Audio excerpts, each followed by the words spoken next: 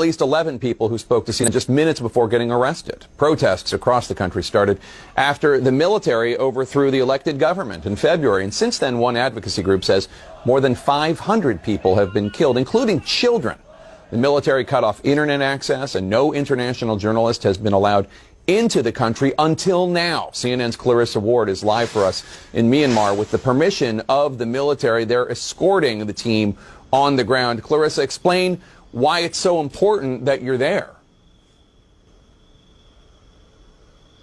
Well, Jake, I want to underscore that no independent international journalists have been allowed into this country in the last 2 months since that bloody coup took place. As you said, rights groups saying more than 550 people killed. This is a massive protest movement that really came about after the military ousted Myanmar's democratically elected government, the people coming out into the streets in the millions. And the more they protested, and the more animated those protests became, the more the military tried to suppress them. The military here really does not have the popular support of the people of Myanmar. So we felt it was essential, even though it is a difficult situation when you are in a country with the permission of in this case, the military, the main oppressors in this situation, we felt it was very important to be on the ground, to see for ourselves whatever we could, and to tell the story of the people of Myanmar, Jake. And what's it been like to report there? Have you had the freedom to report whatever you want to report?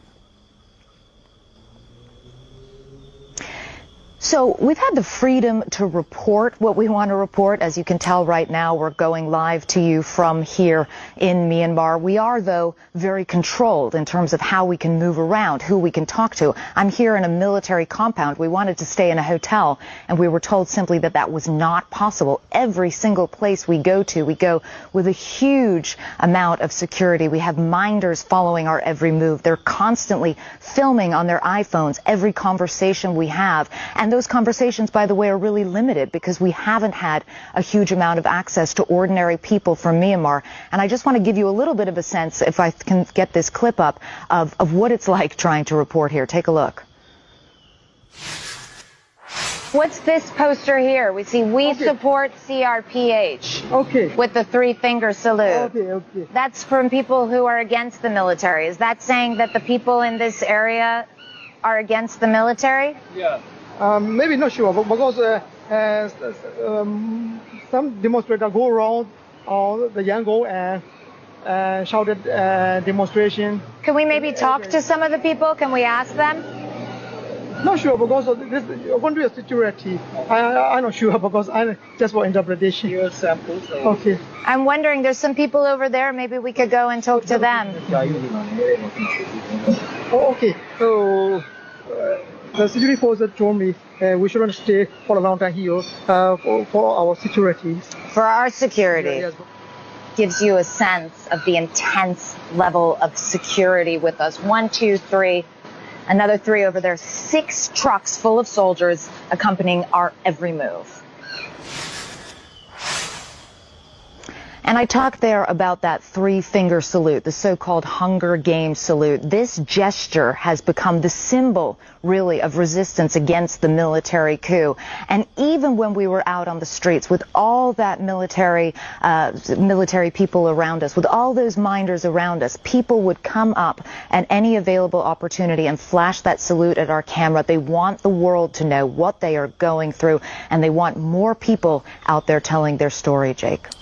Clarissa, why would the military let you in? Well, the military has its side of the story, too, and up until now, they've been largely tight-lipped about what that is. Essentially, what they want the world to know is that the protesters have become much more violent. The protesters are using Molotov cocktails. They're using slingshots, which, again, is no match for the assault rifles that the Myanmar military is using. But really, they're trying to cast the protest movement as a violent mob of anarchists that needs to be suppressed. They took us to a number of factories factories that had been burned down. They said that the protesters were responsible. The protesters say they were not responsible. But that's very much the narrative that they're hoping will take shape. The idea that somehow it's the protesters who are to blame for all the violence here. But when you're looking at the actual makeup of what's happening during these standoffs and these protests that are quickly turning into massacres, you can see that one side clearly has a huge advantage in terms of its arms, of its level of weaponry and funding, and there's simply no match, Jake. And Clarissa, you sat down with a senior member of the military leadership there in Myanmar. No other journalist has been able to do that. What did you ask him?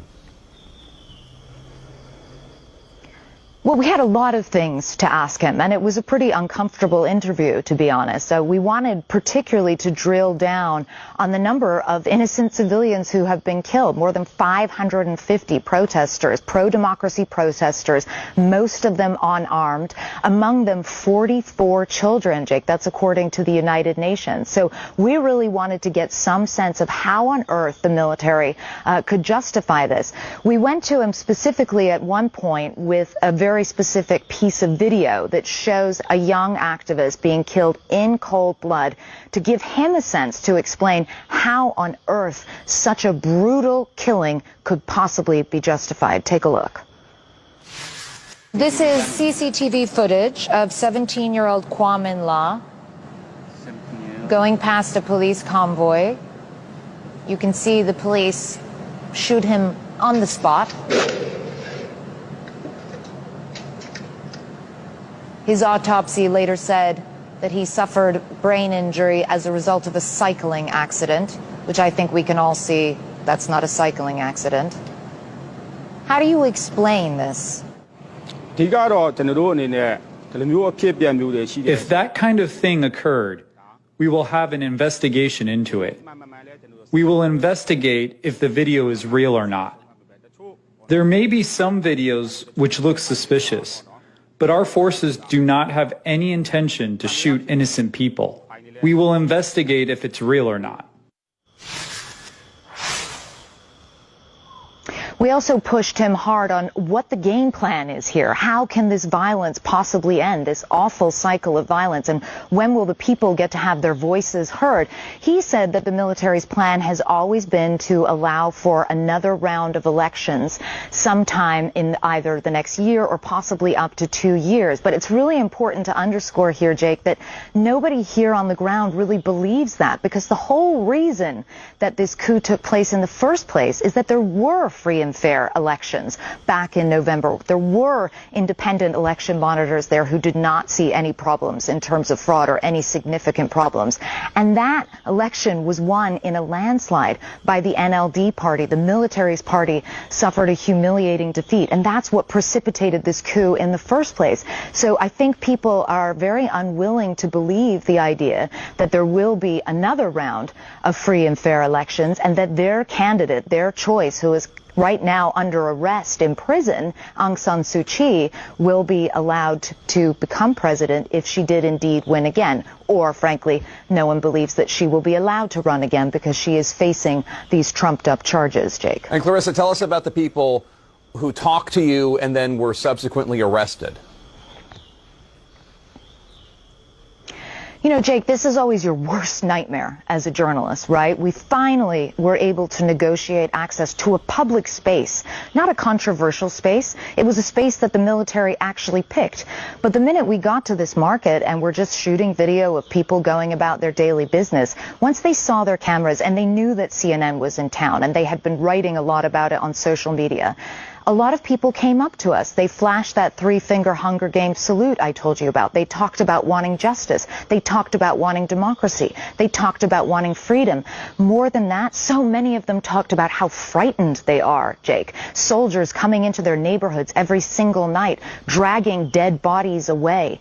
And what we found out was that shortly after this trip to the market, at least 8 people, by CNN's count, were arrested for the simple crime of just having spoken to us and said that they were afraid. We pushed the general really hard on that.